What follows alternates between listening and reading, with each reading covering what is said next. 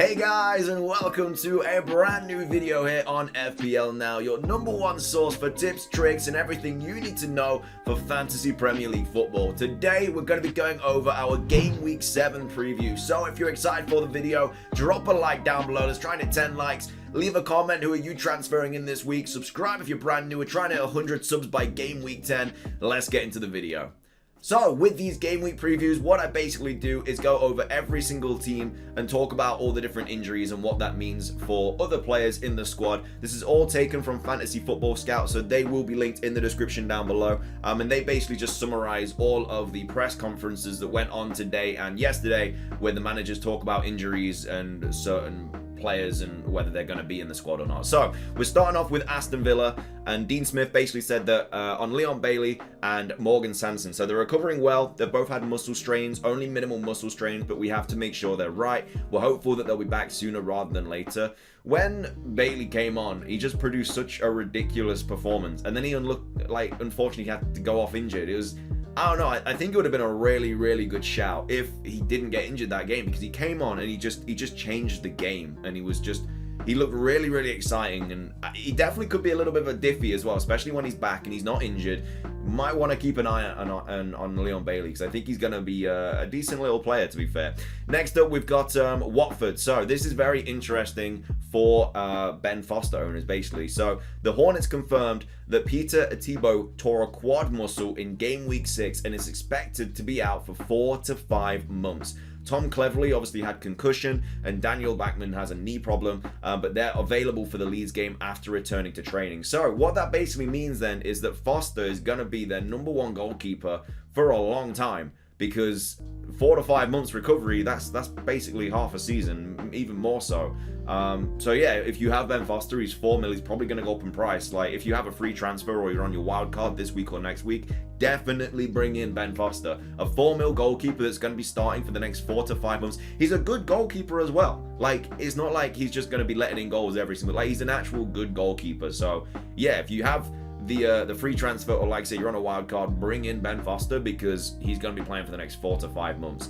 Next up, we have Arsenal. So except for Granit Xhaka, who was yesterday ruled out for 3 months with a knee problem, the Gunners report that all other players in the men's first team squad are currently fit and available for selection. So yeah, unfortunately, it's just Xhaka that is out, and he is out for a while as well, up to 3 months. But apart from that, every other player is available in the squad. Next up, we have Leeds team news. What everybody wanted to hear: Rafinha is available. I brought him in as soon as I saw that news. I was like, goodbye Torres, hello Rafinha, get in my squad, and he's straight in now. Bamford isn't available though, and another player who was injured but who is now available is Llorente. So they are starting to get their players back, strengthening their squad. Obviously Bamford is out. We don't know how long he's going to be out for. I think Bamford said on the Leeds podcast or something that he can't even walk that much at the moment, so he might be out for a little bit longer than expected.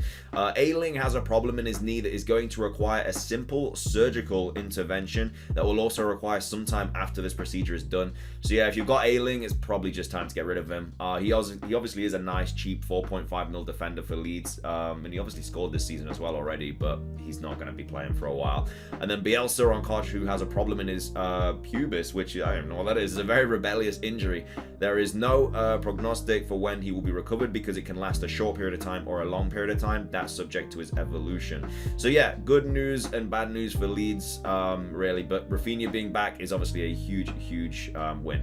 Next up, we're going over the Burnley team news. So Sean Dyche on Vydra and Cornet. So with Vydra, I think he has got a strong chance of being with us and available. I mean, I don't think many people have Vydra, but if you do, then he should be back. I don't think Maxwell will be. He's going well, but it will probably be too quick to a turnaround. It'll probably be too risky. And then he also went on to say everyone else should be fine. Kevin Long is coming back to full fitness. Connor Roberts is not quite fit, but he's back on the grass, so needs a bit more time. Next up, Brighton. Graham Potter says that Basuma is making progress, and a decision on his involvement will be made later in the week. Danny Welbeck is seeing a specialist on his hamstring issue, while Steven Alzate has an ankle problem, who is unavailable. So yeah, Basuma owners, you won't really know if he's available until probably like the game, like actually team sheet comes out. But I mean, Basuma is usually just bench fodder anyway, so it's not going to be that much of a problem. And the next up we have Southampton. So basically Jack Stephens is still out. The rest, not so big issues. One or two players a little bit struggling. Yesterday we had all the players on the pitch. And he also goes on to talk about Stuart Armstrong. Since this week he's training with the team, we will have a look how he is. If he's part of the squad on the weekend, then we will decide what we want to do with him. He is 42 days out, I think. So yeah, Stuart Armstrong could be back potentially, but we'll have to wait and see.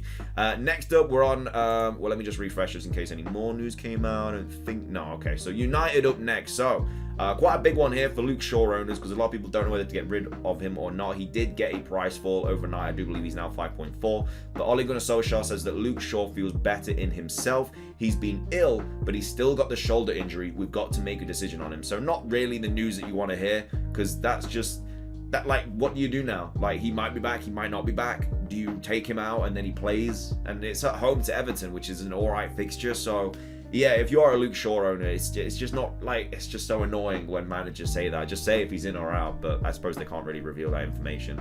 Next up, he also talks about Marcus Rashford, who is fit, who, to be fair, he'll be back for United's really, really good run of fixtures. So Rashford could be a player that a lot of people do target, but he's worked really hard, but he's not had any contact. If his shoulder can take the contact now, he should be ready after the international break.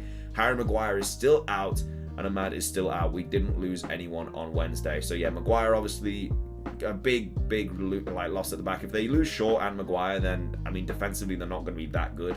I mean they were already kind of flaky at the back, but now it could be a little bit worse.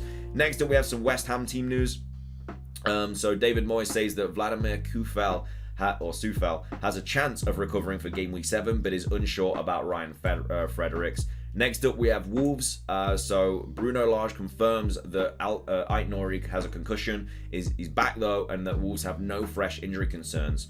But obviously, the problem with Wolves is, like, is Traore going to start now? You don't know if he's going to start Podence. Like, I don't know. I think the only nailed player up front for Wolves at the moment is Jimenez. Wolves confirmed that Raul Jimenez will join up with Mexico for their forthcoming World Cup qualifiers and return in time for game week 8. So that's all right. You don't have to worry about that for Jimenez, luckily. Next up, we have Chelsea. So Thomas Tuchel on Reece James. So obviously, Reece James did get the call up for the England squad. He says maybe Reece goes with the water polo team for England. Reece is training in the pool right now. So my last information is he will not go to England duty, even though he has been named in the England squad. And then Thomas Tuchel on Mason Mount. Mason is back. It was not a long injury. It was a minor injury, and we're happy that he's back. So yeah, he might actually be starting against Southampton. And then we obviously have Norwich news. So Daniel Farke will still be without Christoph Zimmerman, Todd Cantwell, I'm not going to try and pronounce his name, and Sam Byram this weekend, while there's a question mark over Billy Gilmore. I mean, Norwich is just kind of all over at the moment because, like, they've got injuries and they're just losing every game by, like, ridiculous amount. It's just not a good time to be a Norwich fan at the moment, unfortunately. And then the big one, Liverpool. So Jurgen Klopp on Trent Alexander-Arnold and Thiago. So there's no news, means that they are doing well, but they won't have enough time for being back against City. But I expect them both to be back after the international break. So he also goes on to say we have 3 or more options to replace Trent. We have James Milner, we have Joe Gomez, and we have Nico Williams. We could change system. There are quite a few things. So yeah, this is an interesting one for Trent. So he should be back after the international break, which is obviously when they play Watford. But after that, they then play United. The thing about Liverpool's fixtures coming up is they have like a good fixture, then they have a bad fixture, then they have a good fixture, they have a bad fixture. So if you're going to get rid of Trent now, I personally, obviously it's completely up to you, I think I'm going to get rid of him and bring in a Chelsea defender. And then, because Chelsea defenders just have such a good run of form, and it might hurt not having Trent for the Watford game, but he might not even be back for the Watford game. Like, nothing's set in stone. So if you keep hold of Trent for the Watford game, and then he's not back for the Watford game, you're pretty much sitting there like, well, I've had this 7.5 mil defender on the bench just doing nothing. And now he's got a bad fixture coming back up against United. So it is really just one of those. I'm going to get rid of him, and I'll probably bring him back after Chelsea's fixtures go really bad. So I'm probably going to bring in Rudiger this week, and then next week I'll probably bring in Cancelo for City's really good fixtures. And then hopefully when Trent's back and their fixtures get a little bit better, I'll obviously bring him in. Talking about City though, Pep Guardiola says that everyone is fit except Zinchenko and Gundogan. I expect both back after the international break. And then we have some Everton news. So Seamus Coleman and Calvert-Lewin are not ready yet. They are training. They are starting on the pitch little by little, but they are not ready for this game. Exactly the same for Richarlison and Gomez. And then he goes on to say JP is training again, so he's fully fit. It's good news because we needed bodies. And then also he's talking about Alex Iwobi, who says he has a little problem and I don't know if he will be available tomorrow. Next up, we have some big Newcastle news. So Steve Bruce confirms that Joe Willock is fit and available after his earlier than planned return in game week 6. Callum Wilson, though, and Jonjo Shelvey, Jamal Lascelles, and Martin Dubravka remain out, but are nearing a return to training. With the international break coming up, and we're hoping that 3 of Newcastle's injured players at least will be taking part in training. It's still a bit too early for the weekend. And then he also talked about Dubravka. We expect them to be training with us in the next week or so. So yeah, it's an interesting game week. Obviously, what to do with Trent, stuff like that, we'll have to wait and see. But that's all the game week news for all the teams. Hope you guys enjoyed the video. If you did, make sure to leave a comment, drop a like. Like I say, who are you transferring in this week? Subscribe if you're brand new. We're trying to 100 subs by game week 10. Let's make it happen. Until next time, though, guys. Peace.